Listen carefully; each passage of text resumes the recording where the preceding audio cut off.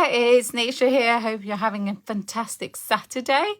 So today is day 26 on my 30-day challenge, and I'm trying to answer as many questions as possible. So those who send me private messages, I've got back to all of you as quickly as I can.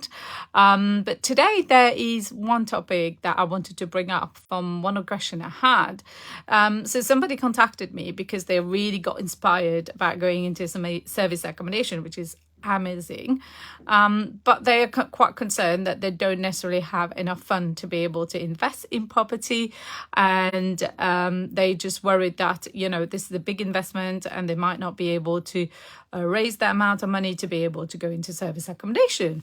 Right, so I wanted to make this point really clear because I think some of you might have missed some of my videos. Service accommodation, yes, you can buy properties and turn them into service accommodation, which obviously require a good part of investment to be able to buy properties and turn them into service accommodation. However, one of the strategy you can use with service accommodation is rent to service accommodation, because you can actually rent it from the landlord. Now, let me just recap a little bit because you might have missed some of the videos if you're watching this for the very first time.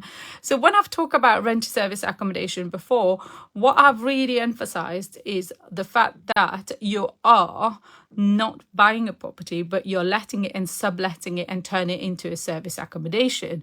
So actually all you have to do is pay for the rent, maybe pay for the deposit or have an insurance in place so you don't have to pay for that. So you can do that if you wanted to, but then you use the property and turn it into a service accommodation and then run it as a service accommodation. So a rent to SA, which is what we tend to refer to, is renting somebody else's property and subletting it and turning it into, it's not technically a subletting as such because you're not letting it out, but you're using it as a service accommodation where you're actually letting it short-term letting rather than long-term letting. So that's the difference.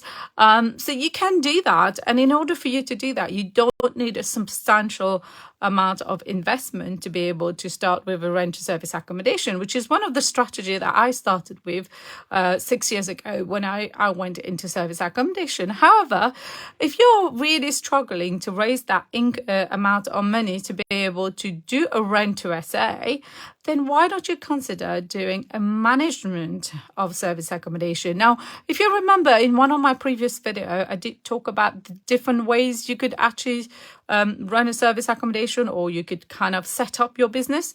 So one of them is management of service accommodation. So let's assume you're struggling to raise the money.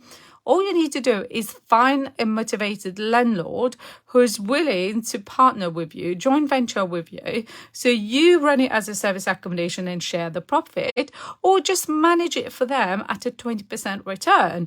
Now, yes, it's not 100% return, but if you don't have the money, you might as well start with that and then start building your cash or your pot or get the experience to then be able to do a bigger deal. Now, if you're managing it for somebody, you might be paying 20%, but you're not actually incurring any cost yourself, apart from the cost involved in just turning it, managing it as a service accommodation, which again should be more than sufficient if you're charging the 20% management fee. So it could be a strategy that you may want to consider, but I think if you can go into a joint venture, it would be really good. So for example, there's a lot of landlords at the moment who are getting quite frustrated with the type of tenant that they're getting, but also the ability of their tenant to be able to pay their rent at the moment. So that is like a big issue at the moment. Most of the tenants are struggling to pay their rent because everything is increasing, the gas is going up, so the cost of living is going up in itself. So the tenants are struggling, and that obviously has an impact on the rent that they're paying. So some of the landlord are really struggling with the type of tenant that they have, where they can't afford to stay where they are. So they might consider take your suggestion to run it as a service accommodation. It will be on your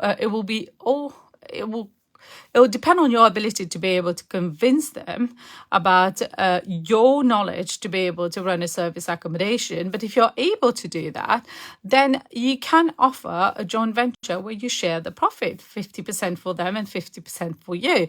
Now, the benefit to the landlord is the fact that they're going to have a property where they most probably having maintenance issues, all sorts of issues to maintain and keep the property in a good condition. With a service accommodation, you're taking care of that. The property is inspected every week, so they have a better property, but also they have more income that they would get from running it as a buy-to-let. So it's a win situation for them, but it's also a win situation for you, because that's the one way for you to go into service accommodation.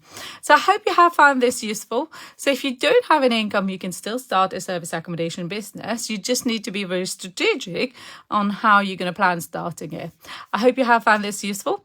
Catch up in the next video. Take care. Bye.